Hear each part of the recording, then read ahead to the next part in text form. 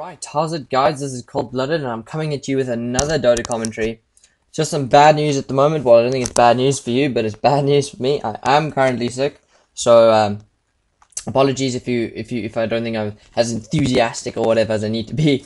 But I'll try keep that up. Try keep my spirits high. I do enjoy this. It does take my mind off being sick, so hopefully that's gonna help me as well. Also, I might be sniffing through the commentary. That just bear with me if that happens. I will try and minimize it.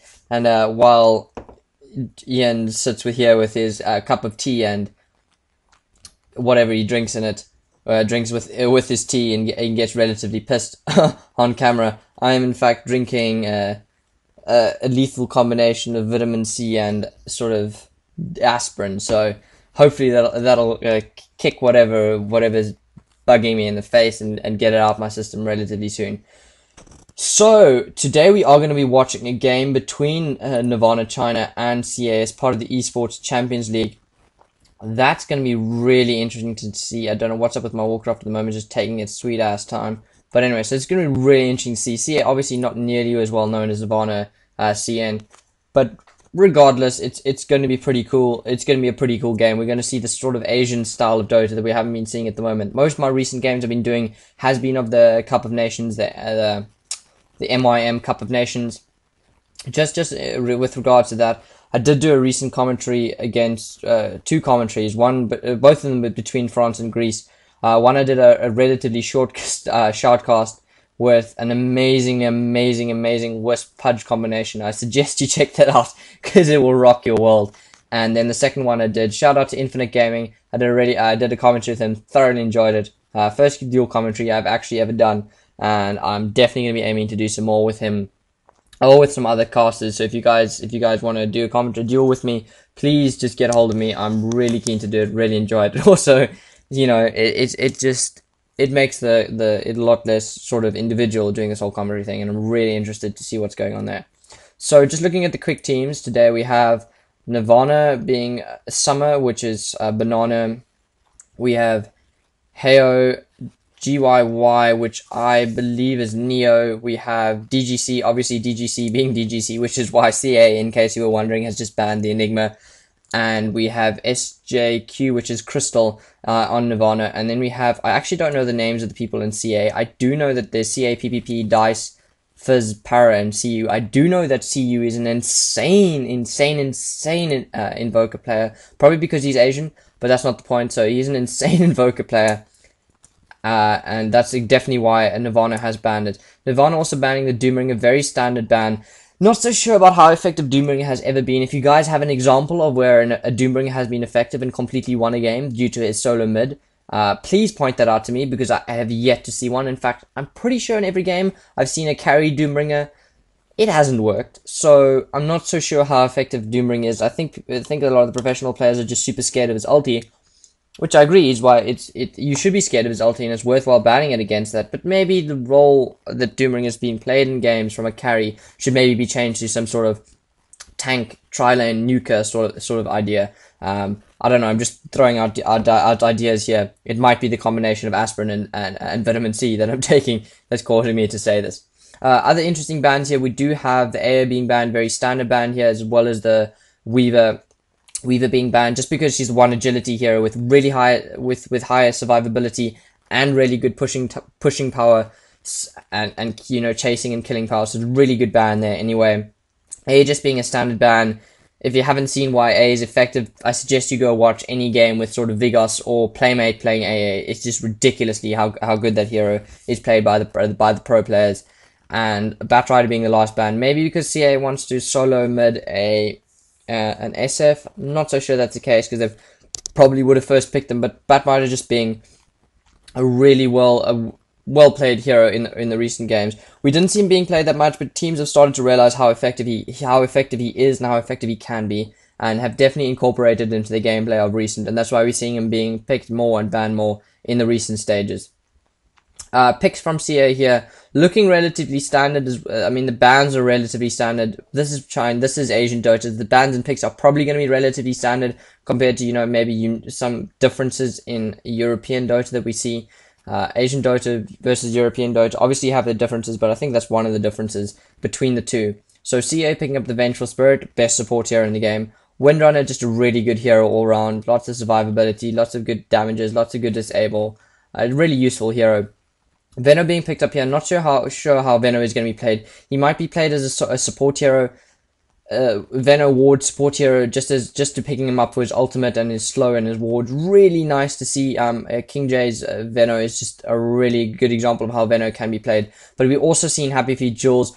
Shout out to Jules, insane man. One of my favorite heroes in the current game at the moment. Plays carry Veno particularly well. Luminous did a cast on that. If you haven't seen it, I suggest you go check it out as well. So he might be played like that, but probably going to be played as a support hero in this game. Nirvana picking up the Visage, the Pugna, and the Lich. Very standard picks here. The Pugna has been nerfed in the current version. His strength gain has been brought down, but that is effectively countered, because firstly, Pugna has really good farming capabilities, so he can just farm up the extra strength items he needs to be the tank that he needs to be for his team. But also, with Lich in the team, the Frost Armor sort of adds that extra effective HP pool to Pugna and makes him a really successful or a really good candidate. Still able to push, still able to dominate a lane as he's always done and as he did in the previous versions. And so still a really good solo mid hero, still a really good pick here, being picked up by Nirvana. Lots of teams just realizing how good that ward is and how super good a counter it is to pretty much every hero in the game. Earthshake and Lion being picked up here by C. I'm not sure that's the best two bans in the game. We do know that Nirvana still needs to pick up at least one carry, maybe even two carries. Pugna's a semi-carry, I guess, so they're probably only going to pick up one carry, so it's going to be a really hardcore carry. So maybe CA should be worried about banning some sort of hardcore carries. Nirvana has realized that this is the case and that they're going to need, that CA also needs to pick up a hardcore carry, so they ban the Spectre, probably fearing an MYM Spectre again, and banning the Brood rather, just for pushing capabilities, but also really hardcore carry. So realizing that they should ban effective hardcore late game carries, so that's what they did. CA I don't think having the presence of mind to do that, but they are banning the support heroes, because obviously Nirvana needed one extra support hero for their tri-lane. But they have picked up the Witch Doctor here, so we see stuns and disables from all of the first heroes in Nirvana, and actually only 2 stuns and maybe 1 slow being picked up here. So they have more, definitely Nirvana at the moment has picked up more disables. I do believe that their tri-lane with this Lich, Visage, and Witch Doctor is going to be probably more potent than a tri-lane with, I don't know, Vengeful Spirit, Veno, and this Morphling. It should actually it definitely will be more powerful, have greater killing power than this tri-lane over here. Presented to you from CA. CA has picked up the Morphling, so that was the hardcore carry that I was talking about earlier. That definitely is going to be the hardcore carry for CA. And they have now also picked up the Clockwork. Specifically, just talking about synergy at the moment from CA. CA is definitely going to rely in the early game on this Clockwork, this Veno, this Windrun, and this Vengeful Spirit to be the killing forces that they need them to be. All of the spells presented from those 4 heroes are super powerful, super good in the early game and into the mid game, but they don't unfortunately transition too well into the late game. Veno's ulti is kind of useful in the late game, but at that stage, we're gonna have heals, mechs, a lot of bonus heal items, hoods, pipes, really gonna remove the effectiveness that Veno actually has in this game. Windrunner does transition well, but her disables don't transition well into the late game either. Shackle Shot, obviously, always just a good game, but I'm talking about AoE damages. Damaging spells such as a Power Shot just don't transition too well into the late game. And so in the late game, they're definitely going to put all their onus on this Morphing to farm up as much as possible and try and win them this game. Looking at other heroes over here, we have the Visage being picked up. Looking at the synergy from Nirvana at the moment, we do see a very disable heavy, very AoE heavy, nuke heavy lineup as well being presented by Nirvana. But they are going to need to pick a Rice carry as well to counter this Morphling.